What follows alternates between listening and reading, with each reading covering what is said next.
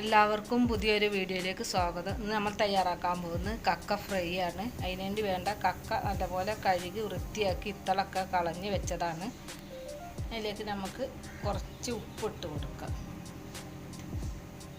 1/4 teaspoon മഞ്ഞൾപ്പൊടി, കുറച്ച് വെള്ളം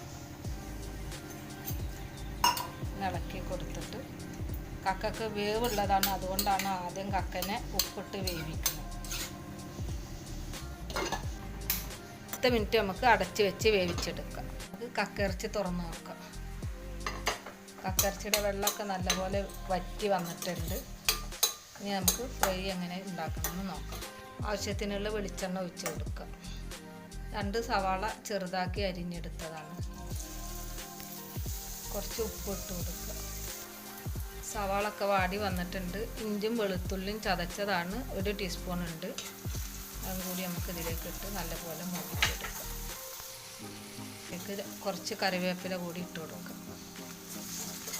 സവാള, ഇഞ്ചിയും വെളുത്തുള്ളിയൊക്കെ നല്ലപോലെ വഴന്ന് വന്നിട്ടുണ്ട്. അതിലേക്ക് 1 മുറി തേങ്ങ ചിരകിയതാണ്.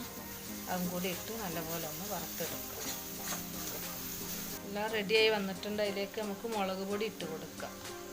ഒരു 2 സ്പൂണ് മുളക് പൊടി ഇടണം. 1/4 ടീസ്പൂണ് മഞ്ഞൾപ്പൊടി, 1 സ്പൂണ് ഗരം മസാല ഇട്ട് നല്ലപോലെ ഒന്ന് ഇളക്കി കൂട്ടൊക്കെ റെഡിയായി വന്ന് വേവിച്ച് വെച്ച കക്കയിറച്ചി നമുക്ക് ഇതിലേക്ക് ഇട്ട് കൊടുക്കാം.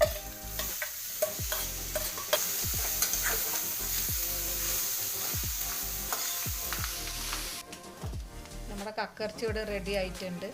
മസാല ഒക്കെ മൂപ്പിച്ചതിന് ശേഷമാണ് കക്കയിറച്ചി വേവിച്ച് ഇതിലേക്ക് ഇട്ട് കൊടുത്തത്.